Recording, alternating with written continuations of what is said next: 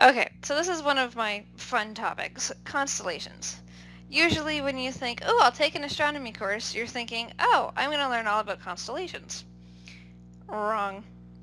We're going to get rid of that right now. And actually, constellations is one of the reasons I used to hate astronomy, because I cannot see the patterns in the sky. Most people can, and I envy you. But I got the belt of Orion. That's pretty much it. That's all I can see.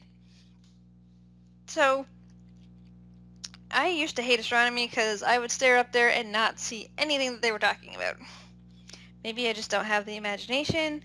I don't know. But anyways, constellations, what are they?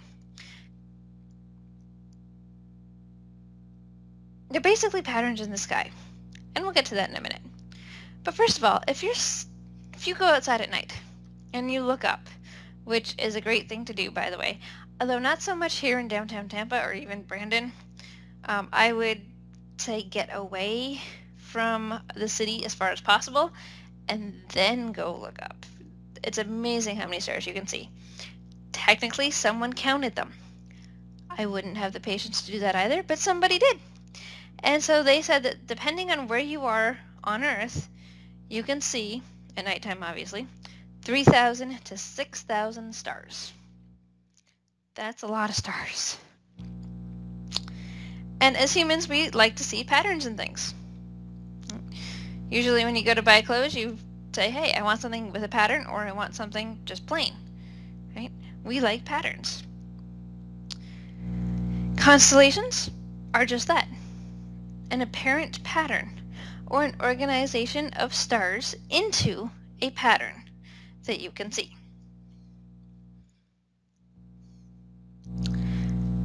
Unfortunately, and here's where I get to burst your bubble, stars are not actually grouped together like that. And we'll see that in the next slide. So basically what I'm saying is, even though you can see Orion, just because it's right here in front of us, you can't actually assume that that's the way the stars are laid out in space. Okay. Now, there are 88 constellations total. And they are fun to look at, like I said, if you can see them. So there's 88 total.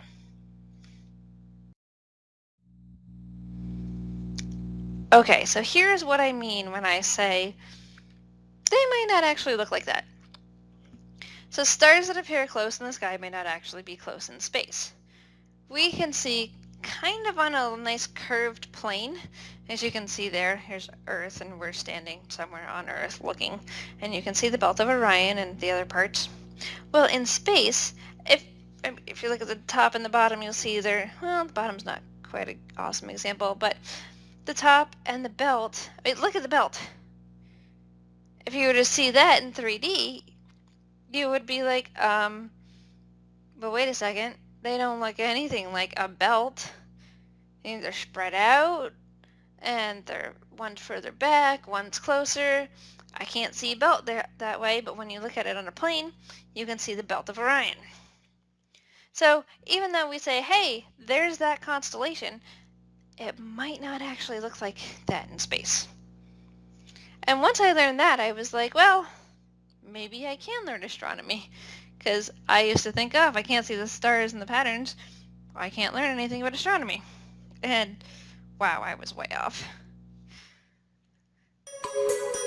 Constellation Stories. Hello and welcome. I'm Jane Houston Jones at NASA's Jet Propulsion Laboratory in Pasadena, California. Before artificial lights were common, many cultures saw pictures in the way stars were arranged in the night sky. The earliest star catalogs are over 6,000 years old, but the stories and pictures are even older. Cave paintings in southwest France show a great bull and dots which look like what we call the Pleiades and Hyades star clusters. These paintings go back over 15,000 years.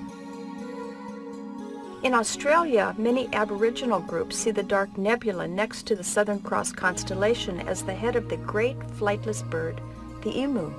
His neck, body, and legs are formed from dust lanes in the Milky Way.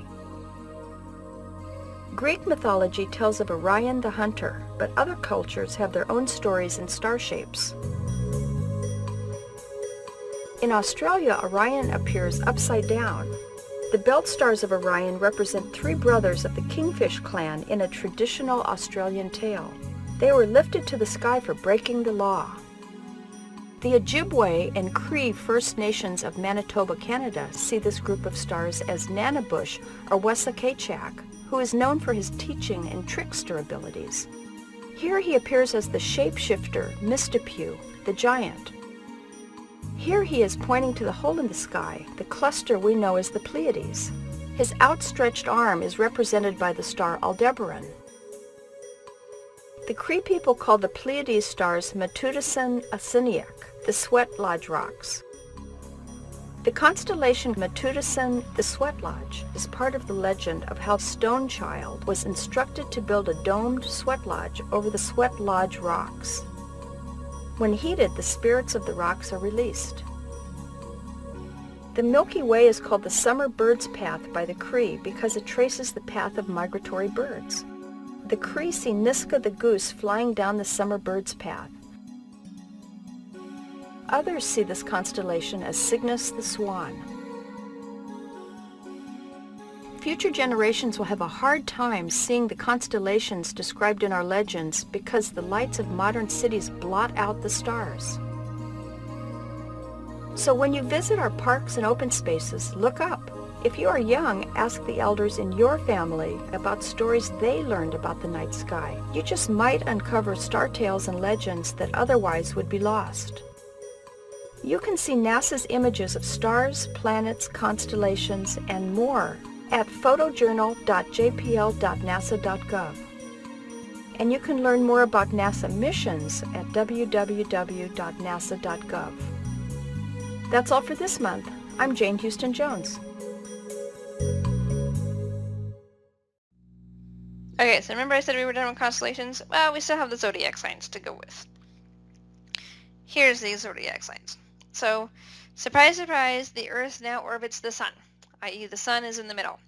And I know we haven't quite talked about how this got developed. I think that's chapter 1. But there's different constellations at different times of the year. Basically, they're all still sitting in the same spot, but we can only see them at certain times of the year. And what we can see actually goes on an elliptical path around, surprise, the celestial sphere.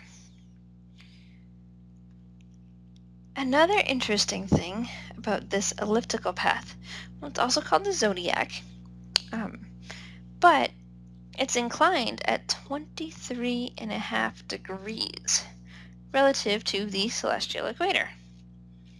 This is sort of in 23.5 degrees. Have you guys heard of that any other place? I haven't said it yet, but that's actually, yep, the tilt of the Earth, 23.5 degrees. Strange.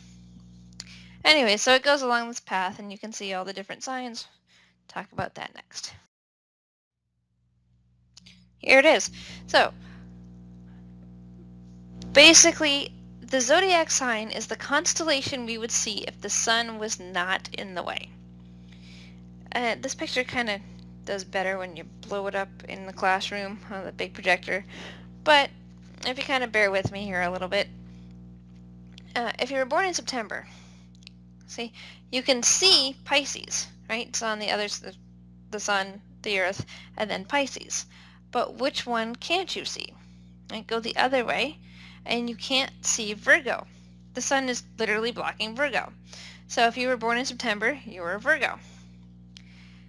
Now, there's 12 constellations, and so each of these 12 go with which month you were born. You can see whichever, blah, blah, blah. And if you're interested, I've got the little thing down there. Another interesting thing, though, and the book doesn't have it, at least not yet, NASA actually came out and said there's technically a 13th constellation. I don't know why suddenly we found this, but technically there is 13 now, not just 12.